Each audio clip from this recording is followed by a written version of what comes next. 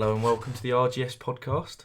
Joined by a very special guest today, C, better known to me as Sam. Hello. How you doing, mate? I'm alright, thanks. Thanks for having me on. That's all, no, thank you for coming, mate. You didn't have to come on at all. So yeah, what I thought we'd start with, a pretty small event happened last Saturday between two little YouTubers called KSI and Logan Paul. I don't know if you watched it or like kept in touch with it. Like, what did you think of it all? I thought I thought KSI was gonna win, but I still think he definitely hasn't really learned from last time. He's still quite scrappy and that, and I think if Logan Paul was a better fighter, he probably would have won. I think it was like Eddie Hearn was saying. I think I watched an IFL interview. Shout out to Coogan. You're going to be coming on the podcast soon. That he said that technically, and KSI, I'd hate him saying this, but technically Logan Paul was the better boxer, but just because KSI is just such a workhorse, which I think he's proved with his content and everything, which he stretched out through over the years, is that's how he won, because he was just an absolute fucking dog. But yeah, he goes for it, but yeah, Logan and Paul, I'd say is definitely a bit technically better. So did you think that KSI was going to win like from the offset, like from like when it got announced? Like when they rescheduled the fight, when they actually released the November date, originally I thought Logan Paul was going to win just because of last time. It seemed that if Logan Paul improved his stamina, that would be it. I think, but it was very similar. I've got to say it was very similar sort of thing. Like Logan Paul got a few good hits on KSI, but KSI did more work.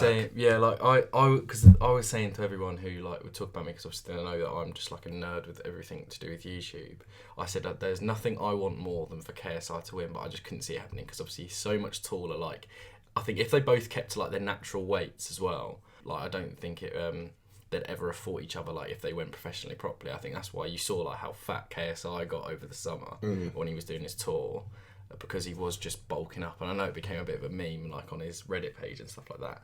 But yeah, I couldn't see him winning at all. But then I was like shaking when the buffer said that he won, which is so good. But like so with that, and like I think every single video, like in the top 10, most of them were about KSI Logan Paul. So with that, what did the event do for like other creators then? Like, because I think it just propelled so many people's platforms, even like existing creators like Joe Weller, where he's kind of like, since the first KSI fight, he's kind of been under the radar. He's only been doing like his haunted videos and stuff like that. But then I think he'd done like something ridiculous, like nearly 10 million views just in that week.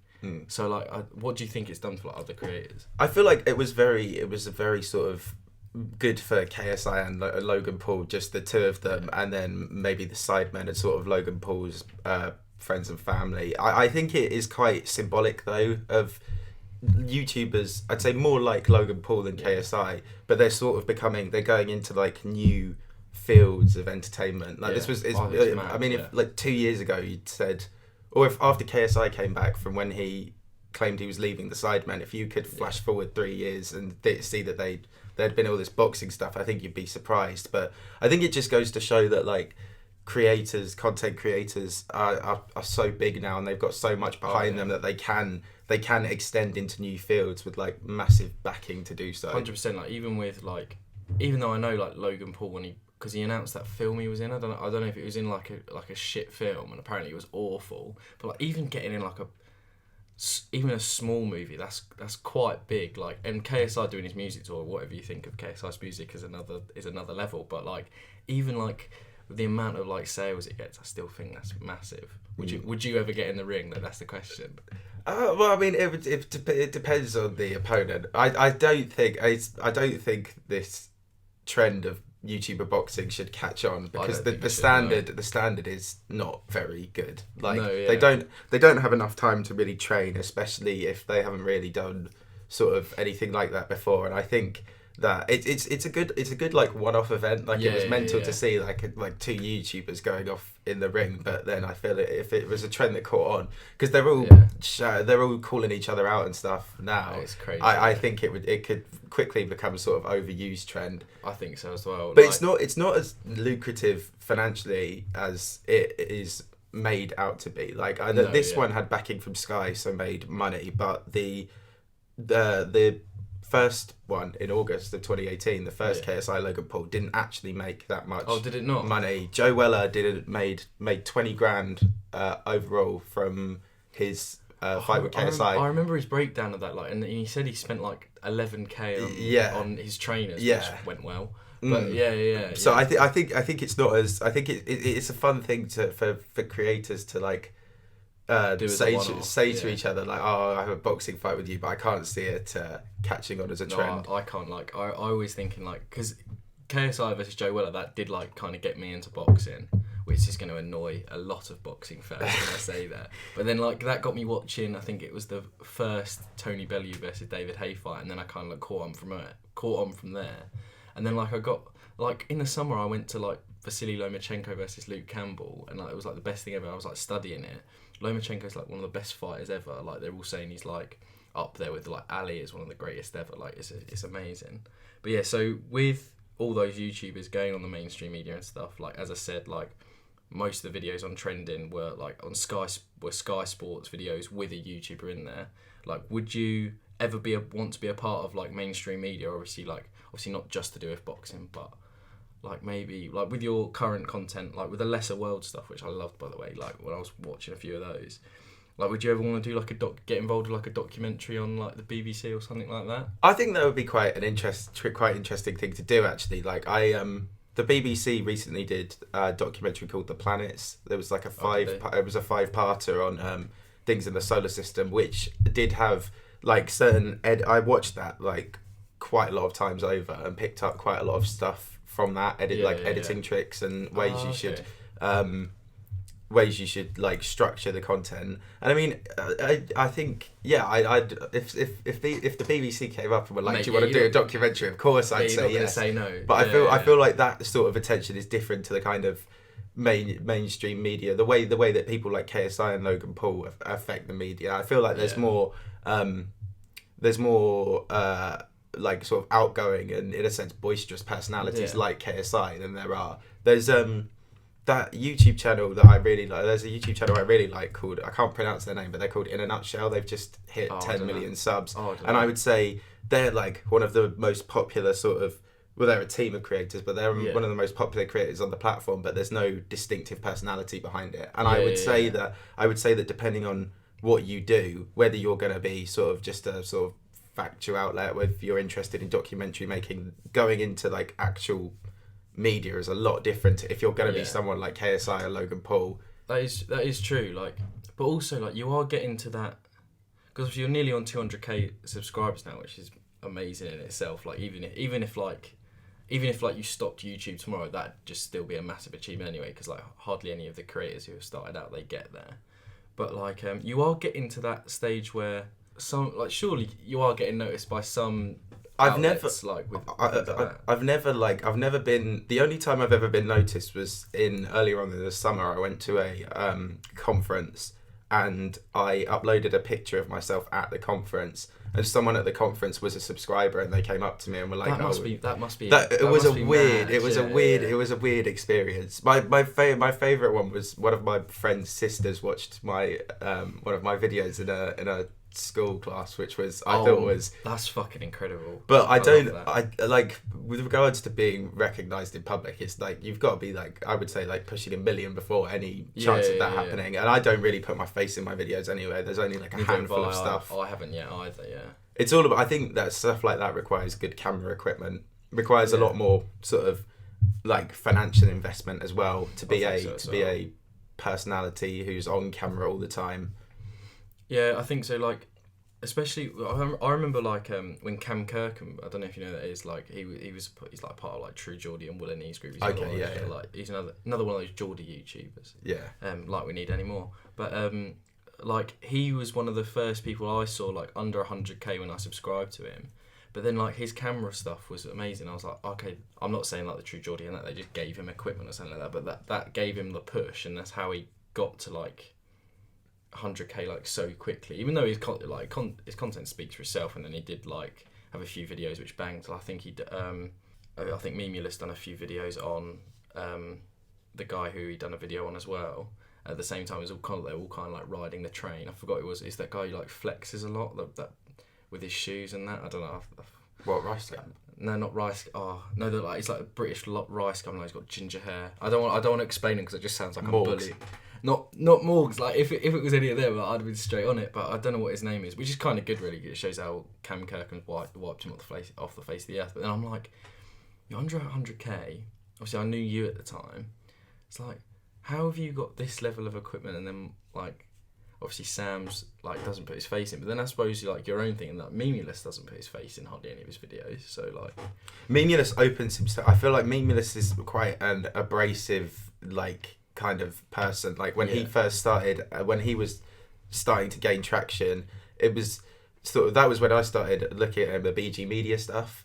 But that entire thing was based around how sort of savage you could be, how much you could rip into it. I think again, it's a very, very different content type. People go to content that's based on ripping other people and creating drama and stuff. Yeah. And they are a lot more like, they connect and attach a lot more to YouTuber personalities like that than they do to people who just do factual normal stuff. Like there's a load of like really popular channels that you would have no idea who. I think Top Fives is a good example. He does like loads of videos on creepy mysteries, like murders, ghosts, stuff like that. And he's got, I think, pushing 3 million, or he may have passed 3 million, I'm not sure, but you wouldn't be able to tell him like from anyone else, because I mean, he has never really done a proper face reveal, but also he hasn't set up his channel for the personality to be the primary focus. And I think it depends how you set yourself out. Do you want to, if you put out a lot of opinions, then people are going to naturally, like, if they agree, sort of and it resonates with them, they're more likely to be like involved in what you do. Like when I was doing gaming stuff, I found that I started this rant series.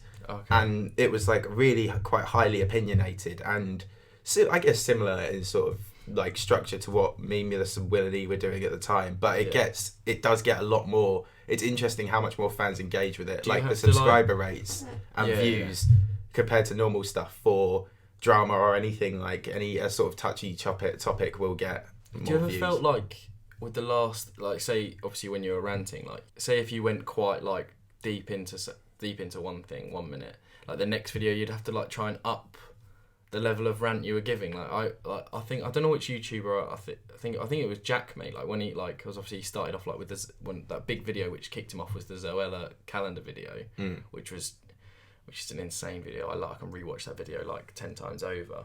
But like I think I don't know if it was him the same, but I don't want to quote it, but you can see it in his content like as around that time, because the Zoella video is so good and so harsh, and now how like he just ripped into it. Like the next few videos, you could tell he was trying to like one up the level of like, how can I go at this person? How can I make it like funny? Did you ever find that with those videos, or did you just kind of just speak about a new thing?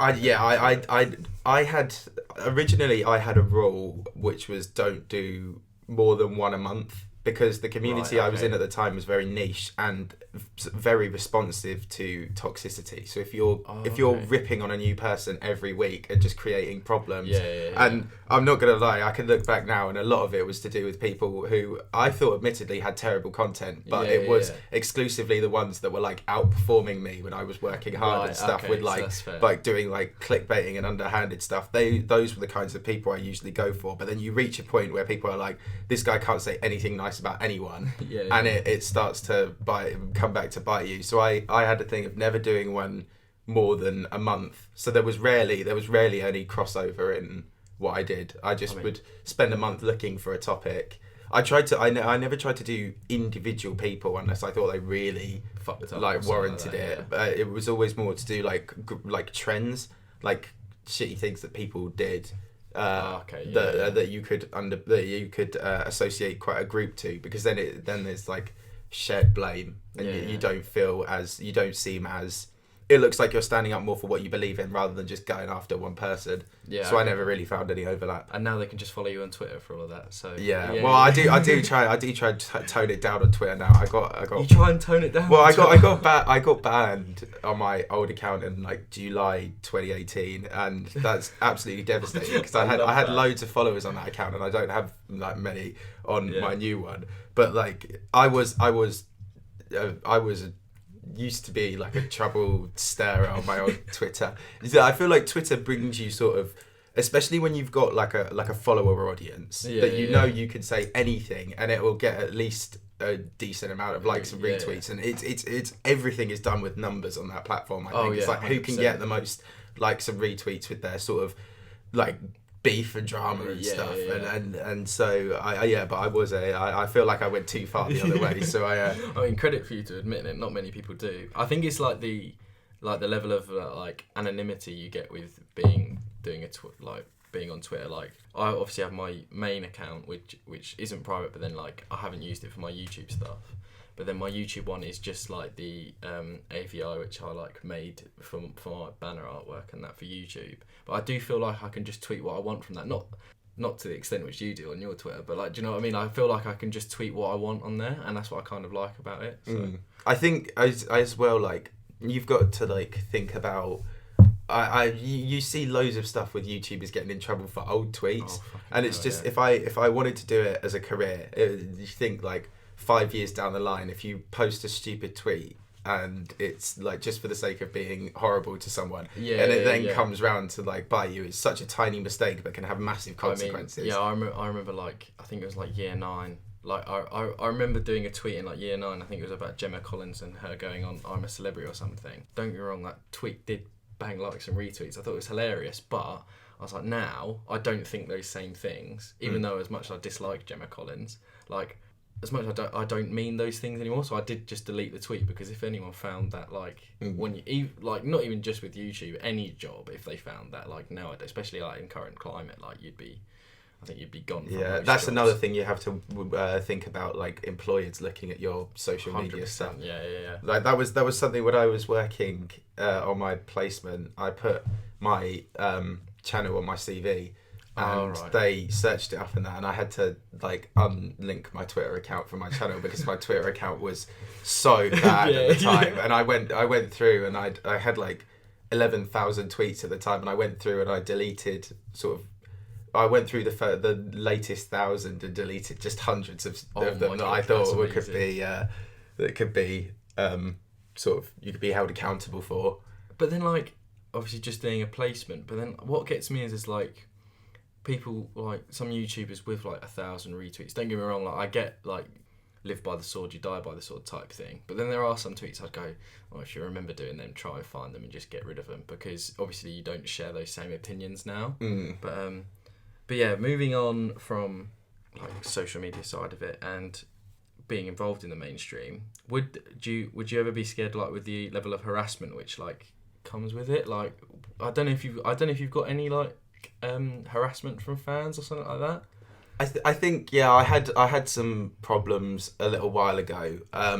My main thing for that though is that you should have more. I should have had more awareness when I was starting up, doing things like having my Facebook entirely public, and my Facebook name is linked to my name, so it becomes very easy. And these people who were trying to like target me, it was like a compound effect. Like once they were able to find my name, then they found my email, then they were able to find me on Facebook, sort of message my family and stuff. It's not really that much of a problem because you could just block and move on.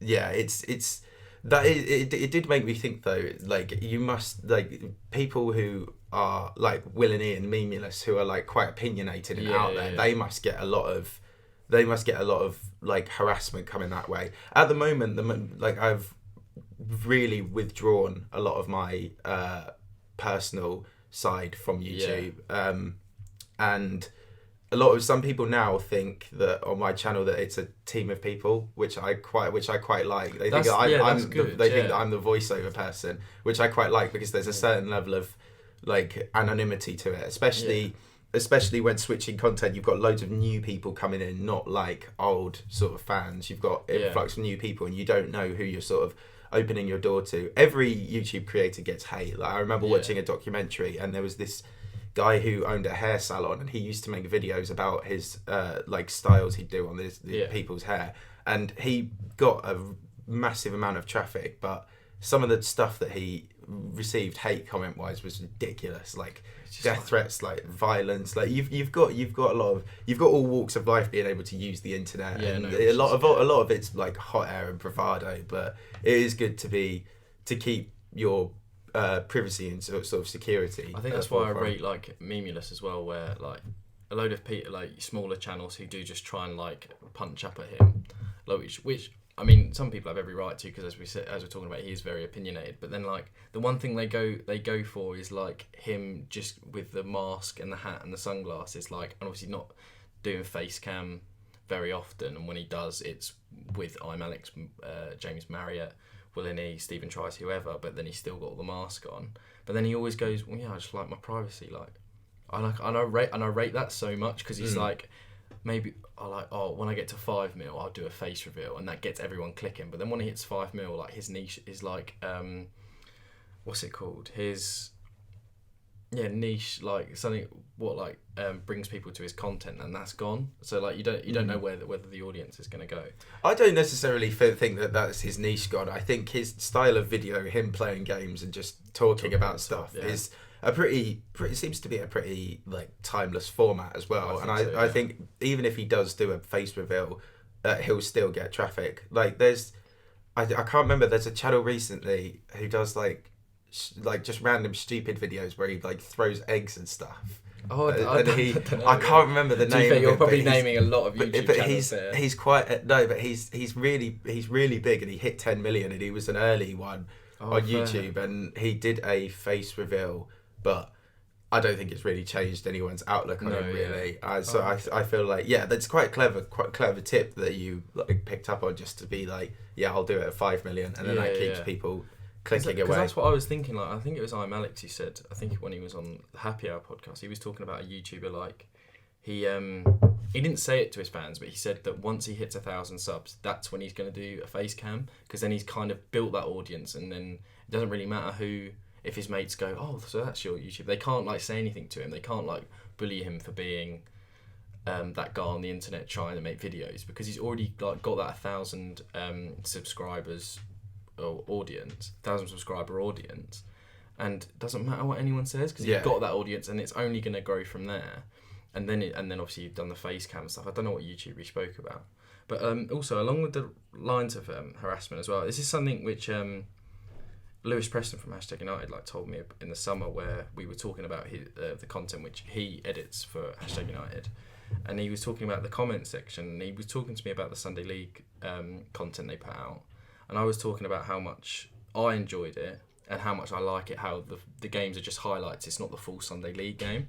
And he was going, oh, well, you don't want to read the comments then, because like, I can't remember how they like butcher him for it. And I just want to ask you, has the comment section ever like changed your like ideas of what to put out, or have you ever been influenced to put out a video specifically to what the comment section has said to you? I think I haven't had unless they suggest video ideas, I've never had a video directly inspired by comments, but the comments section is good, because one thing I found when I got to a certain size is if there is even the tiniest mistake in a video, at least someone will find it. Like, and so I think it teaches you to be, if you put out a video that goes mad but then has mistakes in it, you'll get, if they're glaring enough, you'll get pretty flamed for it. And I think it teaches you to sort of, there's ways that I used to write my content. I used to write quite sort of speculatively, and people didn't like that, and so I tried to make it more unbiased and like fact based.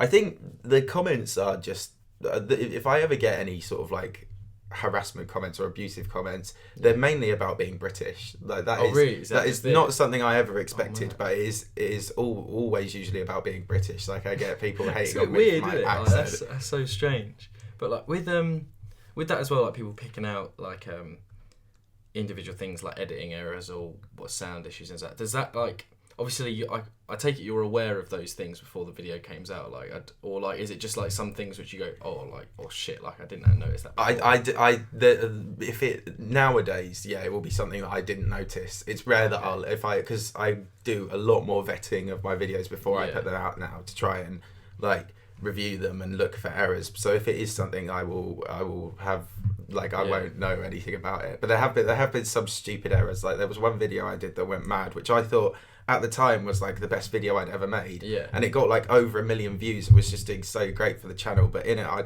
referred to Albert Einstein as Alfred Einstein. And it was like, oh God, yeah. It was just all the a lot of people actually miss it. You'd be surprised how many people miss this sort of stuff. Or they'll go like, oh, I know what he means by that. Yeah. Type thing. But there are some people which just go mental. Like they get mad. Yeah, they get.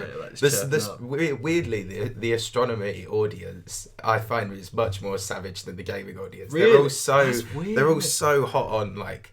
It depends on what you say.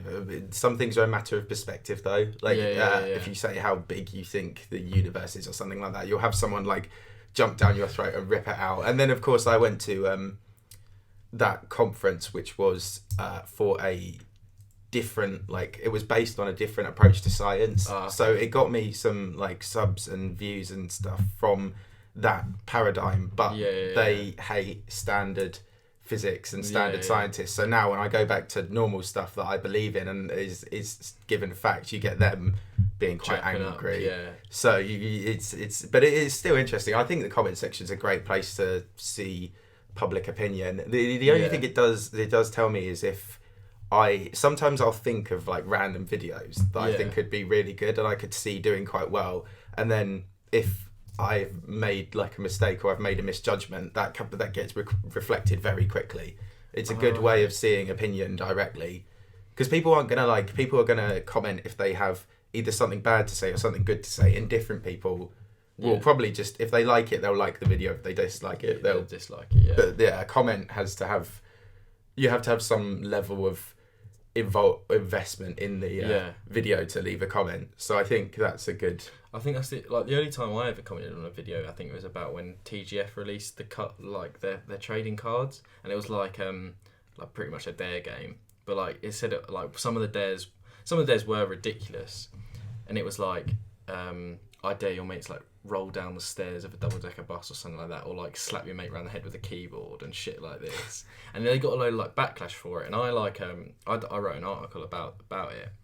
It was based off a video from Jack Mate and I'm Alex, I think, and they were saying like, oh yeah, TGF are idiots, like they shouldn't be doing that, they shouldn't be putting out content like that. I'm like, hang on a minute, like if your kid is slapping his mate around the head with a keyboard, I don't think it's like TGF's fault. If they think that's alright in their like head, I don't think they shouldn't be watching TGF if they think that's acceptable, because they're just doing it for entertainment. But then like if you just think it's alright to slap someone else around the head with a keyboard, I'd just blame the parents, to be fair, if they think it's alright. You do have to like take into account that you are going to get people that imitate you if you're like that. 100%. You have got. I do think there is something to be said for the responsibility you have as a popular creator, because you will get people that imitate you. So I think you have to cover your own back. Like you have to say like, don't do this at home, don't do any of. But that's this what they stuff. said on the packets of the cards. Like, well, I put this in my article as well. Like on the back of the card, it said, "Do not do this." Like, do not do these are like collectibles only. And I kind of related it to like Jay on his personal channel. Like he's invested like thousands upon thousands of pounds on like limited edition like Pokemon cards from when they first got released, pretty much. And he does those videos and stuff like that. So it's kind of like a testament to what he wants to make. And I think one thing with TGF, they always put 100% effort in their merch. Like, I don't know if you've seen any of the merch. I think I've worn it out a few times. Like the childish hoodies, like you can tell how much time and effort they put into those, which is just ridiculous. But yeah, that's the only time I've ever commented on a thing, and I got like so much hate from that. Like just people who don't even know me, like just going, "Oh no, yeah, you're stupid. Yeah, like let's just like throw ourselves in front of a car." It's like, no. It's faceless though. That's the one thing I find. It's really, really faceless in a comment. You can hate someone, you can send them vile abuse, and you'll never know what that person looks like or anything like that. So I think it's very, very easy to use your anonymity to say hateful things that you wouldn't say to people in real life. But then that's just something I don't think. Well, not that I don't think we didn't expect from the internet, but that's just that is just an inevitable side effect of the internet. There's so many people, and there's so much anonymity, and like pack instinct that there will always be hate. 100%. It should have been seen like from the offset, I think. But like moving away from like harassment from like the comment section and like so-called fans or like people who just want to be dicks for no reason on the internet. Have you ever received creator on creator harassment? Like I think this links to like Alfie Days' interview with Susan Wojcicki where they both like discuss how creators, because some of them do, but I don't think they're the creators which Alfie Days was talking about, but some creators do just go at other creators for no other reason other than to just go at them. Like there's no humour involved in it. So have you ever like received anything like that? Back in the gaming days, yes, but that was a lot smaller a community. There was sort of about 40,000 like active people in and out of that community, so it was quite easy for sort of beef to arise. Since broadening, no, I don't think I'm in sort of the right line of like content type for sort of direct attacks and beef and stuff like that. But which is quite nice. I don't know. I don't actually know what I'd do if someone like big sort of like really big called me out. But do it. Well, you have to do a diss track. But it's that'd honestly be my first brainwave. Like say if any of the other like obviously all my videos at the moment like Star Wars stuff or like just nerdy stuff around films and that would honestly be the first. I've got to write this, but I've got like you've got to make it funny. You can't just like go at them back. Diss tracks are fun. Like when I did mine, that was so much fun. They're so much fun to write. It's the best part is when because I always try. I've tried to write a few others which I never released. Yeah. But the fun part about I it want to is see those by the way after these. I lost the majority of them when my laptop broke earlier this year. All my old stuff from the gaming days was gone, and I think the hard drive's broken. I've never been able to mine it. But you've got so like annoying. It's when you find I always go for the beat first. So when you find a good beat, then you can think of it. I always write down what I want to say as well, and then make targeted insults from there. And it's the most enjoyment you can get out of making a video. I think as well with that, like when I'm just like planning video ideas, because some of my video ideas don't revolve around like Star Wars, Game of Thrones, or any of those things at all. They just revolve around. You ever watch Horror Histories when you were younger? So I always think of like modern day like songs and then try and like relate them to history, because obviously doing a history MA. But I always try and like put in history facts I know just off the top of my head like into popular songs. It sounds so sad, but that's is that a revision technique that you use? No, it's not like a revision technique I just use. I just try and like when I listen to a song, I then just try and like I've got the beat in my head. And then I just sometimes not write them down, but then I've got like lyrics in my brain like related to that related to like a specific person in history. Like it's fucking crazy. The worst thing is writing. Like you can think of lyrics in your mind that absolutely slap, but when you come to put it down, you just can't think of anything. But diss track. I don't think I'll ever really have the opportunity to do another diss track unless it was for my second channel, which haven't uploaded on in over a year, and was thinking I should maybe revive or get rid of. I was debating because it doesn't really serve any purpose, so it would be for slightly different content, or I don't know. But I'd definitely just put different content on there. Like I don't really find I have the time to make anything else now. What I do at the moment takes up all the sort of free time that I'm willing to give at this point in my life to YouTube. So I don't really have. That's another thing I find difficult. Where like going on holiday and stuff, I can never backlog videos. Like I can never. I used to be able to back when they didn't take me long to make a couple and set them for scheduled uploads when I'm away. But usually now the process from start to finish takes a couple of weeks, so it's quite difficult. I was going to say because even the videos like I've been making, they're like I think the longest video I'd done was like 7 minutes, and that was about Star Wars fan films. But like my videos probably like vary from like 2.5 minutes to like 5 minutes if you're going on an average, but like they still take me like a week, 2.5 weeks to like do. I think over the summer, just because obviously I didn't have any work to do and wasn't sure if I was doing an MA, I was just like smashing them out like one a week. Obviously I was just starting off, because I think the advice you just said was like really just make a video, because then you would just like kickstart it. But I think but your videos are like 15 to 20 minutes long, all like in depth. And if you script them as well, that must take ages as well. Because I script all my videos. I think we were talking about this when we were on a night out the other day. But yeah, so as well, going on from like creator harassment. Obviously, you said you've never experienced any, but like, do you like? I think Alfie Days was talking about basically commentary channels talking about him, which I personally think it is criticism of him, because he has done some stupid videos like that £1 video. As much as he can try and defend it, even though, because I think he tried to defend the living on £1 video. Did you see that one? So he done a living on £1 video, and everyone jumped on it. Jackmate jumped on it, like I'm Alex jumped on it. But he said, like, in a podcast, he was like, oh no, yeah, like, it was only living on £1 for food for that day. But then he still goes shopping in the video and buys like £200 worth of clothes or something ridiculous. So it's like, but so where do you stand on like commentary channels and things like that? Because I think YouTube sets out what they say is acceptable and isn't acceptable. I think the problem is their consistency in maintaining it, because you can have some channels that are like, I think Keemstar is a good example. A few years ago, he was towing the line a lot, not so much on YouTube. Is that with like the Fousey Tube stuff? And like stuff with Leafy and stuff. When he got Content Cop on him, he was towing the line with how he conducted himself.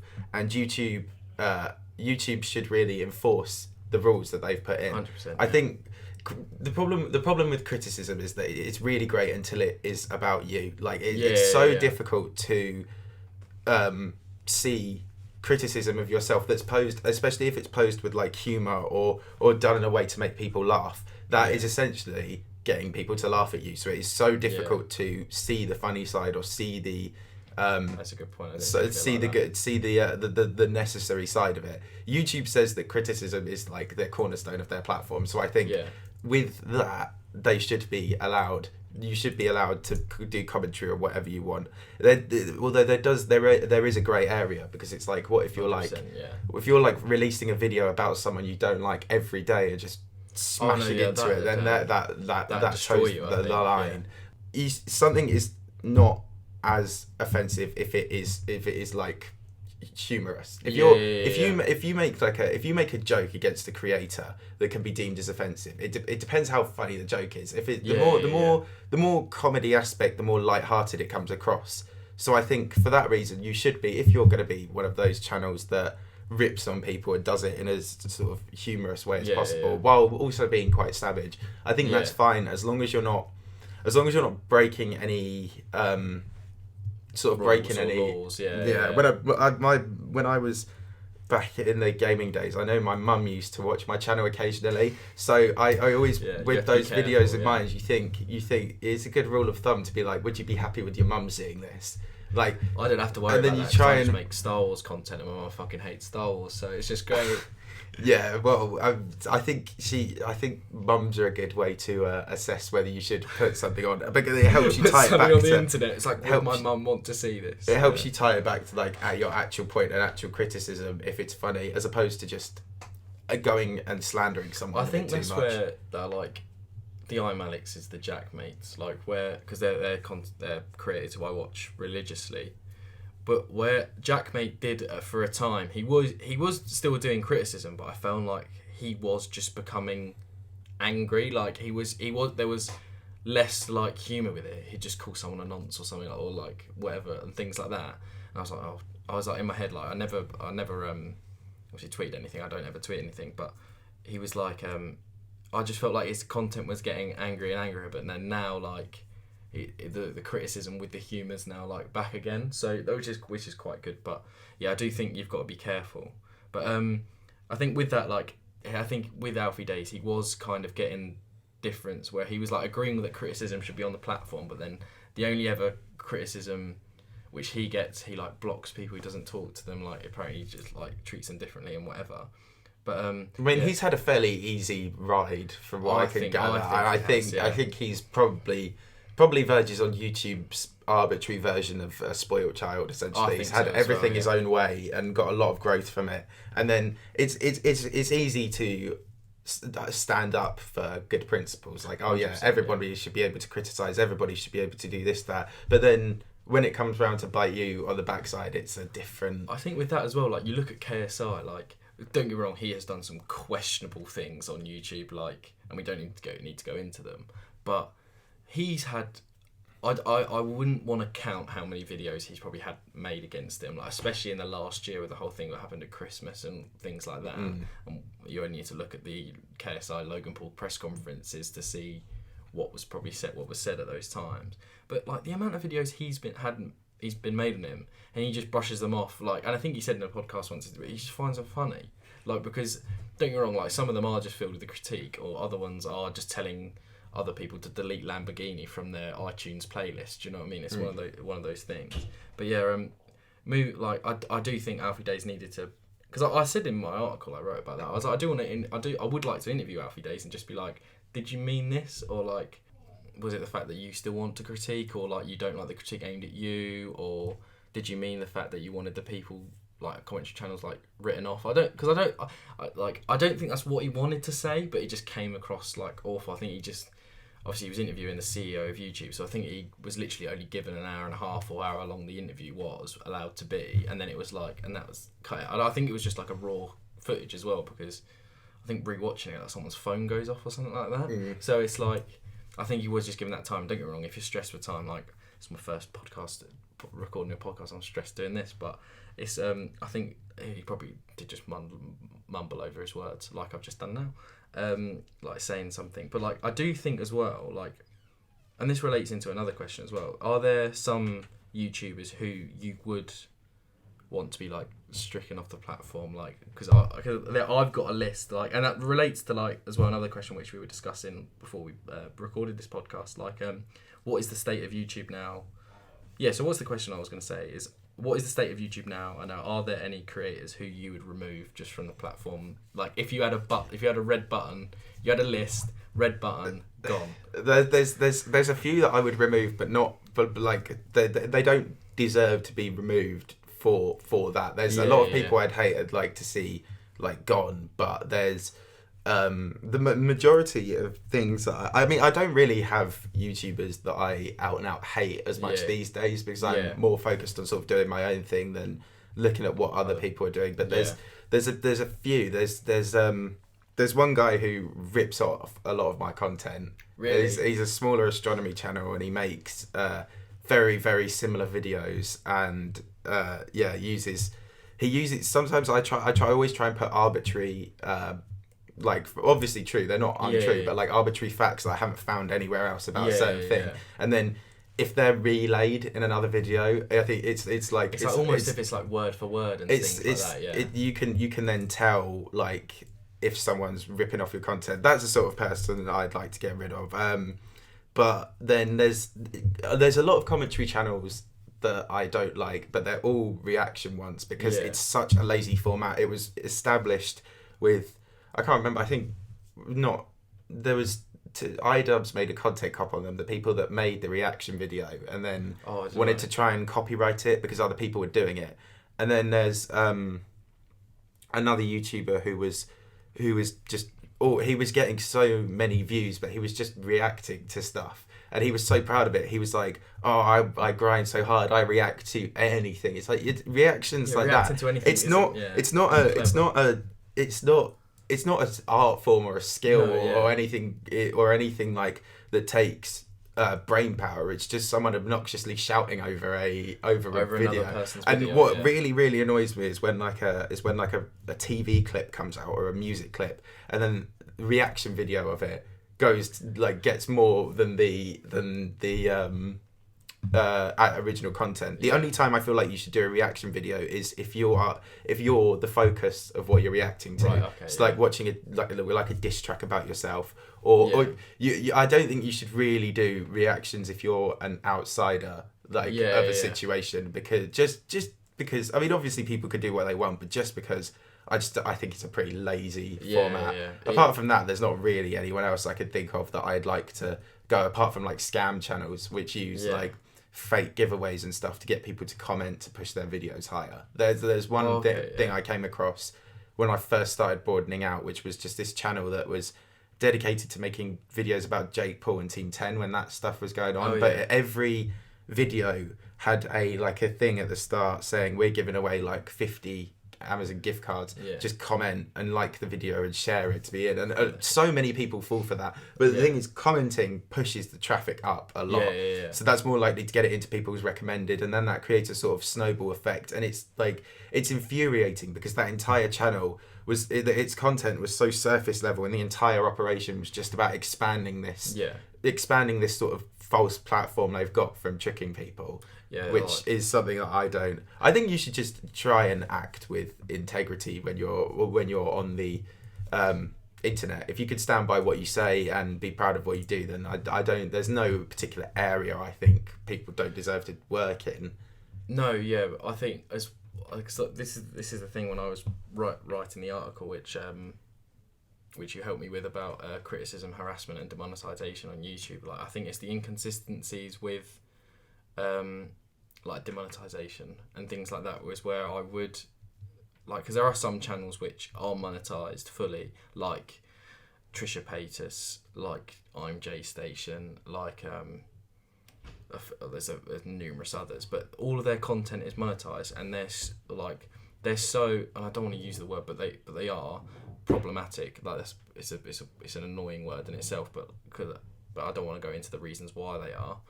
Because the podcast is about you today, so but I would have those channels removed from the platform just because of the fucking sketchy things that they've said, like J Station, like clickbait's fucking suicide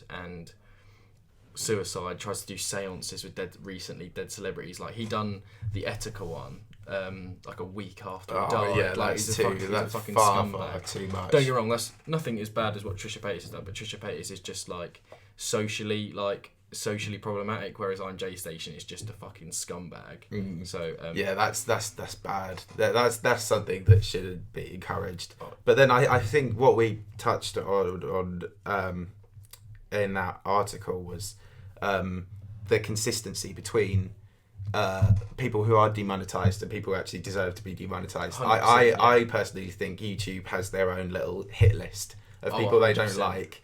But then they've got people that Logan Paul was the great example before the dead body thing. Because he was the golden boy. They loved him. They loved him promoting YouTube their Red, platform. didn't he, as well? They like YouTube like creators who upload every day, and they like creators who upload more than 10 minutes of content, and they like people who put their face in and can have corporate backing and sponsorship and stuff like that. They love that. So the channels like that have a lot more lenience. This J Station person who's clickbaiting dead celebrities, the only reason I would say probably stay monetized is because he'd slipped under the radar. Because if you he's got like 3 mil subs though. If you put in even like, I get demonetized from stuff in my metadata. Like if you meta tag like death or something, if you do like a murder mystery documentary and like say the word death, it will get demonetized. So I find it amazing how, with the massive sort of vetting process that's been established over the last few years, channels like that still remain fully monetized. Is that like with because I know there is a thing, because Alfred Days did pick up on it, which was quite a good thing. He did pick up on it in his podcast interview with Susan Wojcicki, where like if you say certain words in videos, your video will automatically be demonetized. And I think he related that to like LGBTQ plus creators, where like they were saying like lesbian in their video because they're educating people about being a lesbian or the experiences of being one, and like apparently their videos would just be demonetized because probably people were like searching lesbian into YouTube trying to find porn or something ridiculous. Is that what I think a while ago I thought YouTube might be doing some kind of audio scanning for what gets demonetized, because I noticed when I was doing the rant videos, every time I would do one they'd get demonetized, and I couldn't work out why. And then I realized that I put a swearing bleep in, like when I swear, because I had a younger audience, and I think that is because that's a very detectable rash sound that you can easily pick up because it's a certain frequency. I think that gets people demonetized. And at the same time, when Jake Paul was doing all his vlogs and stuff, I noticed every time that they swore, they didn't have a bleep. They had like a monkey noise. Right. Okay. And Yeah. I think I wouldn't be surprised if YouTube generates captions on your videos using its own speech to text protocol. So if most of the time those captions are right, so that it's the system's gonna know the contents of your video, and it will have certain sounds and stuff. At the end of the day, it all comes down to advertiser friendliness, because certain companies don't want their products advertised on videos which are really like overly rude and stuff. And there are creators who not creators, there are advertisers who are fine with it. Hence why when you get like the yellow monetization icon, which is what was causing the problems a couple of years ago, like you don't get no revenue, but you get significantly less because there's only a smaller fraction of advertisers that don't really mind what stuff. So people still got money from even like where they got the yellow. It's nowhere near the amount like you're you looking at. Getting. Well, I don't actually know how it's calculated, but it's not, and I can see why people were up in arms about it. If that's happening to all your videos, you would not make enough to live on, and also it's because it's an automated process. Like it manually flags your video. You can like take time trying to vet your stuff as much as possible, and you will still get demonetized. Like I went through a stage of in January 2018. Every video I did was demonetized straight away, and I didn't know why. Like I'd looked into it so much, and there was nothing. I think you are if you're a smaller channel that's being monetized, you're assumed guilty before you're guilty until proven innocent. So you have to send these videos away for manual review. Eventually, after loads of time doing that, I started getting the benefit of the doubt. But I think that's demonetization it's so frustrating because the automated like picking out of a video and then just randomly demonetizing it could be that usually happens straight after you've uploaded as well, where you'll get an early influx of views, which is an early influx of revenue as well. So if you're then waiting 48 hours for your video to be manually like have the like them give you the thumbs up manually, you're missing out on a lot of potential earnings and stuff, and a lot of them don't get their videos remonetized, especially if you like. I think Rob Dyke was a good example. He just had so many sort of like creepy mystery serial killer stuff like that there just wasn't a lot of point in him doing it. So it is annoying actually, because that was a area that I was looking to go into after the gaming, creepy mysteries and conspiracies and stuff. You see that in your videos when you just scroll down. You see all the Geometry Dash stuff, and then you see a few like conspiracy theory videos, and then it suddenly changes to like the astronomy stuff. Yeah, that was the astronomy. It was weird actually. The astronomy stuff was just a brainwave I had at 4 a.m. I was really. That's amazing. I had a really bad sleeping pattern at the time, and it was midway through exam season actually, and I was just like, I'm quite interested in space. I think I'll make a video on aliens, and from there on out, it became more of a. There's a lot of good like graphic stuff you can use for that. Like you can use. There's a lot of good stock footage and programs because the editing on your video, like it does flow like really well. That's one fade is your friend. Fading is your friend. I need to just play around with iMovie and stuff, because obviously we're uni students, we can't afford to pay for like Photoshop or things like that all the time. But like the flow is so good. Like, and I was going to ask you this as well. Is all your is that mostly stock footage then, or is it all stock footage? Or? No, some of it's stock footage. But I have this program that like quite a few channels use called Space Engine, and it's essentially just a giant simulation of the universe. It's marketed as a game. You can fly around. You can do it in VR.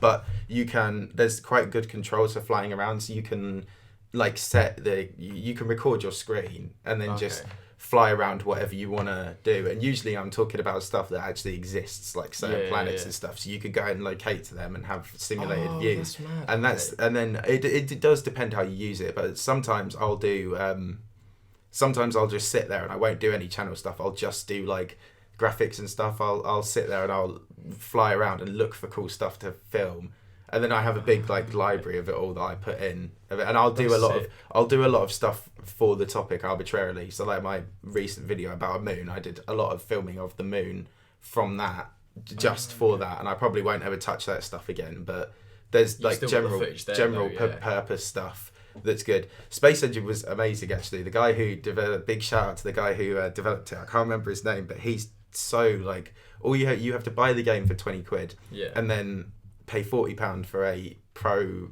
license to use Yeah. it for commercial things. And the first video I used Space Engine on ever got like 800,000 views, so it made its mark immediately, Yeah. and completely justified That's itself. helped you out a lot. Like, whereas I'm just using the background of my video, I just use Lego Star Wars gameplay from my phone, which is, don't get me wrong, like, I love Lego Star Wars. I think everyone did when they were younger, and just playing it now. But I don't know if, because when Meaningless, he has like, when he does his videos, you see the games. Like, I've never played some of the games before in my life, I think, unless he was playing like Spider-Man when it first came out.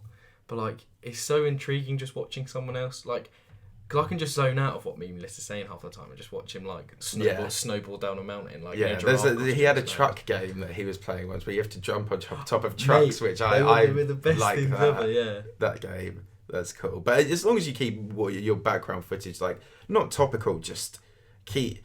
You've got to be careful that like it doesn't look lazy. Like if you've just put a long piece of footage there just so you could talk over the top, that'll come through. But if you're like working with the script as you edit, like if you like if I reference like an article that I've read, I'll like put the article in on on screen, and then you could try and change up scene every sort of 10 or 20 seconds. Don't have anything on screen for too long, and then as I said, fade is the magic that brings it all together. Just fade. I did just start using like because on iMovie it's quite difficult. Well, it's quite difficult for me because I didn't have like a media background or anything. But like I really like fade in and out like images and stuff, or like clips which I've downloaded from certain Star Wars films and that.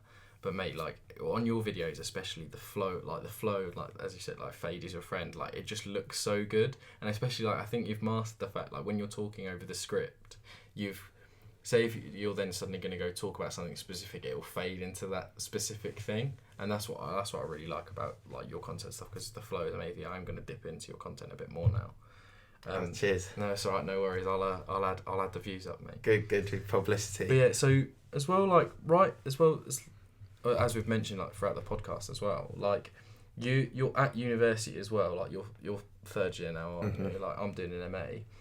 I only know one other YouTuber who was stuck with YouTube like whilst at university without dropping out, and that's James Marriott, and testament to him, because when I was watching a few of his videos like switch off, he'd always talk about like doing his exam, like he had an exam that same day, and then he was like pumping out a video like the day after. Like, it's a credit to him. So like how are you finding that then?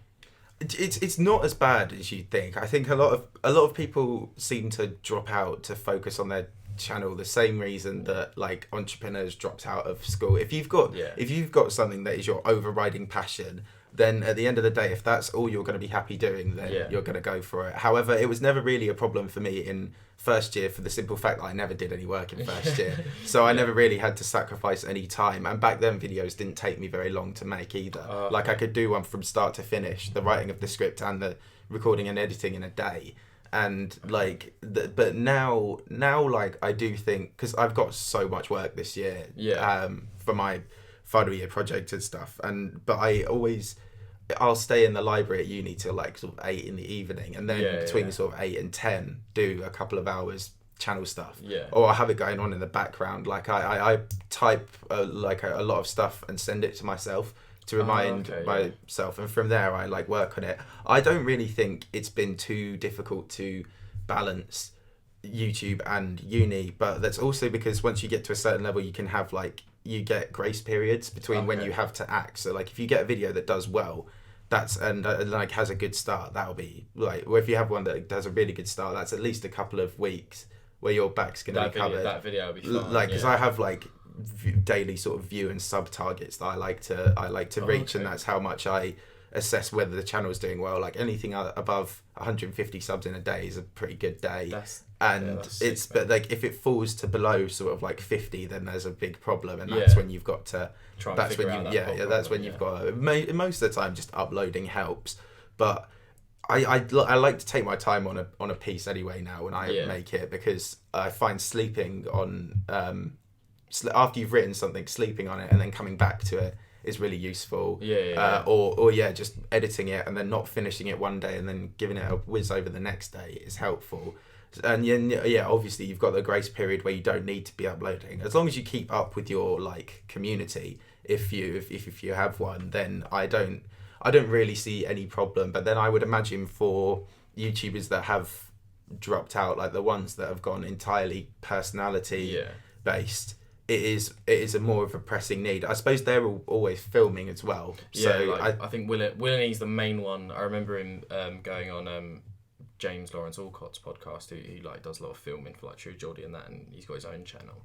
I remember him saying on the process that he dropped out of uni, so because he knew that like the income he was getting could set him for life, and then it was just his real passion. Like he didn't want to do, was it maths? I don't know what it was, but he has said previously, but like he was like, I'm only at uni because like I've been told that I need to be here type thing. But then when he dropped out, like I think it's like with a few other YouTubers, their parents are like getting mad at them for dropping out of uni, but then once they see the income come in, that's when like the parents kind of like back off a bit.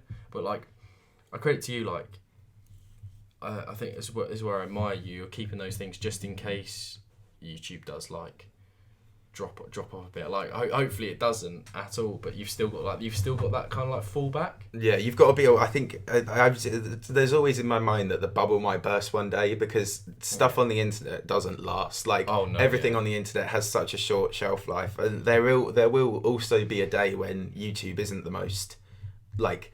the biggest platform. Something will come after it, and I think once you've like.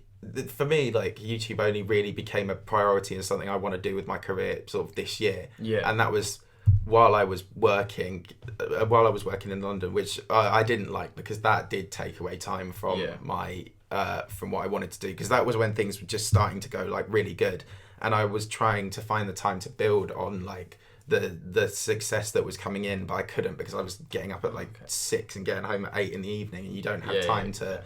You don't have time to like. I used to have to kind of like on my lunch break, like minimize my work and write scripts there and do stuff like that, which was helpful. But that was the only time it really annoyed me. But then when you're this far into uni, like we're like into this is my 4th year. This is your 4th year as well. Doing MA, yeah. So like you're this far in. There is no point throwing away something you're on the cusp of for something that will be there when you no longer have to do uni. Like it's gonna be a hectic year, but then after May it stops forever. Like that's it. There's no more. Well, hopefully, presuming I don't fail, there's no more uni. Well, I've got till September, haven't I? Because mine's an MA, so it's like mine's like September to September. Oh, really? So like I'll try and do the odd video now and again, like, and I'll try and record the odd podcast, because I think with these, this is kind of like the most like minimal script I've done, because it's just like questions, and then I ask them to you, and then we like relay the information, and we just talk about it. But that's not me saying that this podcast is lazy. This is a very good podcast, and please subscribe. But but like I think that's the thing. So like I won't have as much time to do videos in the summer now, but I think I'll definitely try and get a few done. Whereas like then, do you think, it's going to follow on from onto another question now. So do you think after you've got your degree, do you think that's when your YouTube channel is going to like really kick off, like in terms of videos and stuff like that, or do you think you're still going to get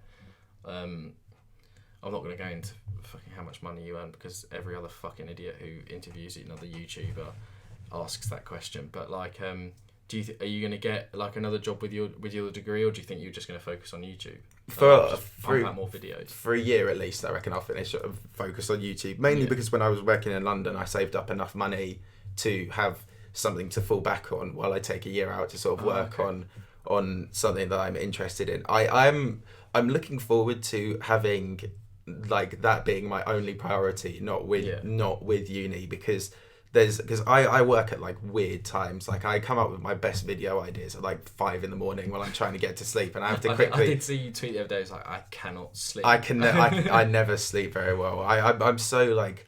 I don't know why. I always struggle sleeping at night, but I can sleep in the day really well. Like around 4 o'clock, I can go for a nap and be out for like hours. But then, at night it's difficult to sleep. But then, like, I've always preferred working in the night. So it's like it's like if I had like a random brainwave and wanted to make a video at 5 a.m, it's quite a weird prospect. The prospect of like it will be my job. I might as well do it. I'm not getting up for a 9 a.m. There's no reason why I can't just whip the laptop out and start on it. But it's also quite a daunting prospect as well, because I feel like the security of being a uni student is really underrated, and and it's like as soon as I leave from here as well, I've got to do stuff like pay tax and stuff, and it's you get the more I love it, guys. You say I love that. Like as soon as you're out from uni, like tax is coming in. Like tax is coming in soon actually, but that's because I had my other job that I've not long finished. All YouTubers have to be self-assessed, which is just awful, because because self-assessment is the worst way to pay tax. When you've got a normal job and like your tax is getting monthly deducted from your money, it doesn't really feel like that much of a problem. It's only when you come to the end of the year and then they want all the tax you owe from that year that it sucks. But I was thinking of like branching out, maybe setting up like a little company that does social media consulting, because that was something that I'd be interested in, because when I was working in London, they did ask me to help with some like promotion that they were doing, because obviously a big accounting company for your channel. Like for something that my department wanted to put out. They had a lot of good internal content that was getting shared throughout the company, but there's no reason that it shouldn't have been shared outside the company, because it's publications and stuff. And it was a project that it never really went anywhere before I left, but it was cool to be involved in. And I would consider starting up a second channel as well, like doing something completely different when I have more time. Yeah. So bringing it all under sort of one like label would be cool. But yeah, I don't know. It's a really exciting opportunity, but it's daunting at the same time. I think as well, like that's why everyone wants to do it as well. Like I think it was after the KSI Logan fight, I was watching an interview with Johnny Nelson, the former boxer who works at Sky Sports, and they said, do you think it's stupid if someone like young now, and I'm talking a lot younger than us because we are getting old, but like, do you think they're stupid to like not start up a YouTube channel? He was like, yeah, have you seen what's just happened like last night, where I think it was the largest pay-per-view ever or of the year. They apparently had done similar to Anthony Joshua, Andy Ruiz numbers. Like it was huge, and it was their first professional fight. But yeah, I think some kids or some younger people, they don't know like they don't know how daunting being a YouTuber is until you get to the stage where you are now, is when like the issue, like when, not issues, because I think you're handling them quite well, but I know you're handling them quite well, but like but you only see like what the tweets which I'm Alex and that they put out, and they're like, all 9 times out of 10 most of them are like talking about depression and things like that, which again I don't think we're going to go into, because everyone's like, one, everyone talks about it, and two, it's not a very particularly nice topic to talk about either. Gloomy. But putting it politely. But yeah, I think that's the thing which people need to see before they see what I did there. People need to see before they actually like get involved with it. But I to be honest, like I'm not sure if it's that deep from the start. The main thing I think the young creators would need to know about is just protecting their privacy, because later on, if you don't like how much you want to put out your personal life to your audience is your decision, but it's how much control you have over it. Like are all your sort of details out in the open? Like 100%. Mine, all of my personal details are out in the open, not by my choice, but because I didn't take my privacy seriously enough. I think YouTube are upping the protection of kids as well. And they get the email through. The quick skim through that. I think it's good, because they're looking to protect. I think it's messed up that they have to protect do that. It's crazy. Kids on the platform so much, because like YouTube, there were loads of YouTube kids channels. Mimi did a video on it. Weird kids channels like, on YouTube Kids. Daniel Cohn's Daniel Cohn's one of them. She gets like trending. I think it was like, she's basically a girl who like, don't get me wrong, she does questionable content, but like there's a like whole like question about her age, but she says that she's 16, but like I think a load of people have come out and said that she's younger. But then I think Memulus and I'm Alex, they went through like some people's Twitter, they typed her in the search bar. And do you know when it comes up with like, I have liked a video on Twitter and it just comes up as like an automated tweet. Like I think a lot of people who were saying I've liked this video from Daniel Cohn, they were a lot older than what the audience figures should have been. Basically they were, well, we know what they are. I'm not going to say the word because I will just get instantly done for this. But they were questionable characters, put it that way. That's definitely, if a kid sitting in his bedroom, his or her bedroom, wants to make a YouTube channel, that's definitely something that needs to be considered. Privacy and just general protection as well. I think it's not like it's quite a gradual process becoming used to it. I don't think if you're wanting to start up a channel, you shouldn't jump the gun and start thinking about massive like media exposure and stuff, because that will come. And I found as well, the more I went, as traffic starts to grow, there's more hate, there's like worse hate to deal with, there's situations, but you gradually accumulate your sort of ways to deal with that and ways to ignore that and move on. You become more used to it, and it's very like, it's very relative. Like once you get to a certain size, I think you know how to deal with stuff like that. It's just when you get in your when you're trying to get off the ground and get the ball rolling, there's a lot to learn and a lot to be aware of. Yeah, that is the main thing. Final question, because we've been going for about an hour and 10 minutes. I don't want to keep you too long, mate. That's all right. What is YouTube like for creators now? Like in terms of, do you think it is getting better in terms of monetization, like fair monetization and things like that? Do you think it's improving, or do you think like they still have, like we were talking about Logan Paul earlier, before the whole thing that happened in Tokyo? Do you think it's getting better, or do you think they still have like their golden boys and girls who like just make the money? They're the cash cows. They don't want to demonetize them because they're just making them loads of money. Well, yeah, there's always going to be those kinds of people, and it also, I think it depends on which. You've got YouTubers who are backed by large companies. I think it might depend on which companies back certain people as well, especially if they're like affiliated with YouTube. I actually in the last year think the platform has improved dramatically. I think so as well. Because that whole thing a few months ago with verification, when they were going to start removing verifications for channels that didn't have a distinct audience, I was on the I was going to have my verification taken away from that, and then that was the first time they actually listened to which is the audience, because you've got nearly 200k subscribers. They're going for more like people like I'm Alex and Willany. They want to be they're verified people. They want to put a face to and a brand to and an audience to. If you're just doing a thing that happens to be your hobby and it gains traction, that's not as distinctive as having a face cam and and I think that's what they were going for, which I could sort of see, but like I feel like they shouldn't get rid of the verification system. They should have just expanded it. Like musicians have different verification ticks, and their channels are structured slightly differently if they ask to get verified as a music channel. So I think they should probably expand the system for like internet. There's internet, like there's internet outlets, which is what I would consider my stuff. Like just I put content out that I'm interested in, and then there's internet personalities and influence people that have influence over a wide group of fans, like opinions and thoughts. I think that is what YouTube wants, because they, like Logan Paul is a good example because of how much merch he sells. If you become a distinguishable like icon and then start up a merch store based on your brand, for example his was Maverick, you and Sidemen as well are good with Sidemen clothing. They're smashing it this year. You can really set that stuff off, and I feel that's what YouTube wants, which is understandable. But YouTube was a lot worse a few years ago, just because they were doing so many weird things to experiment to see what was working, and it's too top down. They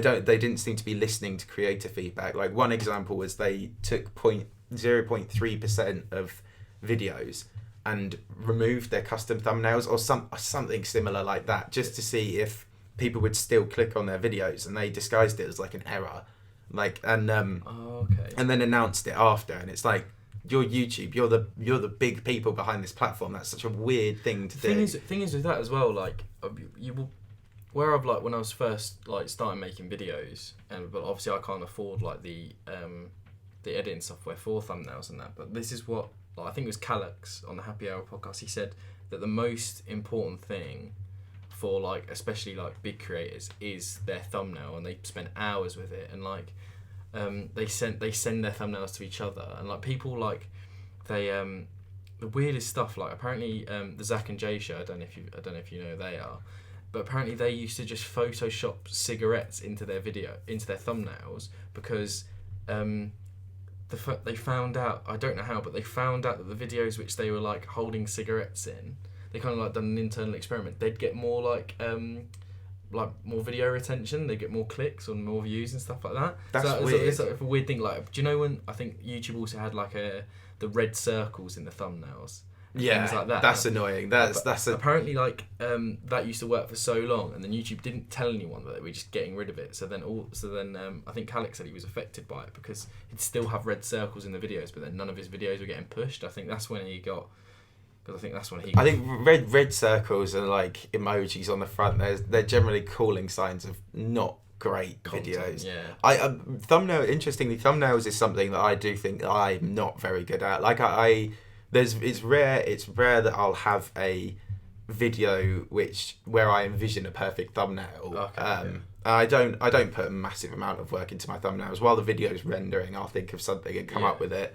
But one thing I did find back in the gaming days was I had this series, and I used to change. It has a banner on the front with the series name, and I used to change the color of the banner every 4 or 5 episodes. Oh, okay. And it was noticeable. Like the series used to get like 25,000 views an episode, maybe like 20 on a bad day, and then as soon as it went to blue, it was like 40,000, 50,000, and then so I changed it again. I changed it to green, and it went back down to about 20,000. So I would say blue is a very sort of aesthetic color. It's a very nice color to look at. So I'd say anytime you can get like a nice load of blue into your thumbnails, try and do so. That then I think it doesn't really work with Star Wars because apart from lightsabers, that'd be the only thing. But then it's quite hard editing those in, especially when you don't have like the Photoshop or the things like that. Because I've just got like a free one off of online. It works, but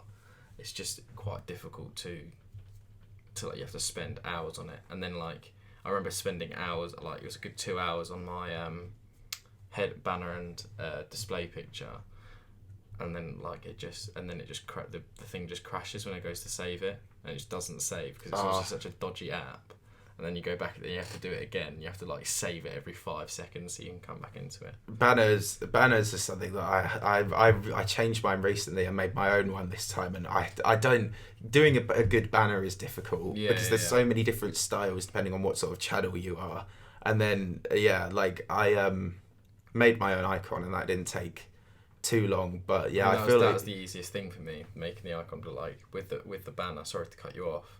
With the banner, like, because on my Instagram, I just share like a load of people's Star Wars artwork, and then one of the guys who I shared, like, he just commented, he was like, "Oh, thanks for sharing." I DM'd him and I was like, "Can I use because I've got Boba Fett and Jango Fett on either side of the banner," and he'd done 2 of his artwork. They pretty much looked like they've just come out of the film, and I was like, "Oh, can I just use them, please?" And he was like, "Yeah, that's cool," which was really nice of him, and it made my life a lot easier.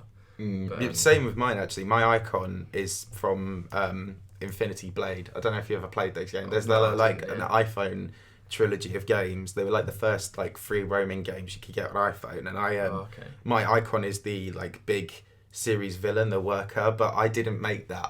At the time I don't know. Have you ever played Zelda? I haven't, but I've heard of it. I do need to like have a little dabble in the game. I had a Majora's Mask. Majora's Mask is like the fan favorite, the staple game, and I had a picture of that mask as my icon. And then I was just randomly looking at like Infinity Blade stuff, and I was into that, and I found that icon and made it that. And then I never really considered whether you were encroaching on someone else's artwork or not, because I thought until I came to do merchandising, because then you're like. Then if you nick yeah. someone's artwork and put it on a t-shirt, you're looking at like some serious trouble. Okay. So I emailed him, and I saw out the creator of it and emailed him, and he said yeah, it was fine. And did he ask for like a cut or anything? Or no, he asked for a donation to his, because he's like a musician or something. So I gave him quite a lot, to be fair. Oh, but, yeah. Like, not be funny if you're making merch off the logo. Then yeah, that's kind of. To be that's fair, nice merch is just something I do because it's just a cool thing to have. Like, I'm not really that bothered about making money off merch. Yeah. But it's a cool thing to be able to have. Nice, like, you're like, I've got my mug at home with my icon. And I did see that though, when you scroll down to look at the comments. Obviously, when I was preparing for this and like how I like formulated the question earlier, do you see the merch? And I was like, oh, do you know what? That's actually quite cool. Have you ever? I think obviously it goes back to what we were talking about earlier. Have you ever like walked into someone like wearing your merch, or is like... I've only had my merch store up for about 2 or 3 months. Okay. And I've I haven't sold that much because I can't really think. I think Teespring are quite limited in what you can create. Okay. I think I'd have to go a bit more into the artistic side before I can make anything that looks really. Ultimately, I wanted to have some like clothings which had my like logo and maybe the word C on it. But then apart from that, I'm not really that bothered. It's just a cool thing to have, just to look at your like shop and be like. I don't think of it. I don't think of it like that because obviously you get a load of YouTube creators who like Jack May, even though he is funny, just does go after merch and stuff like that. But sometimes it is something quite nice to just have. I'll take that. That's decent. Yeah, I think that's. I'm just looking over my notes which I've got there. Mate, that's it, mate. Cheers for coming. Thank you very much for having me. It's been a pleasure. Yeah, that's all right. Thank you guys for watching. All of Sam's links and that will be in the description as well. But I doubt you've come from my channel to his because let's face it, you haven't. Hope you enjoy the video. Like, subscribe, and I'll see you in the next one. Cheers for that, mate. See you later. Appreciate it. Oh, that was a shit high five there again. There we go. That's better.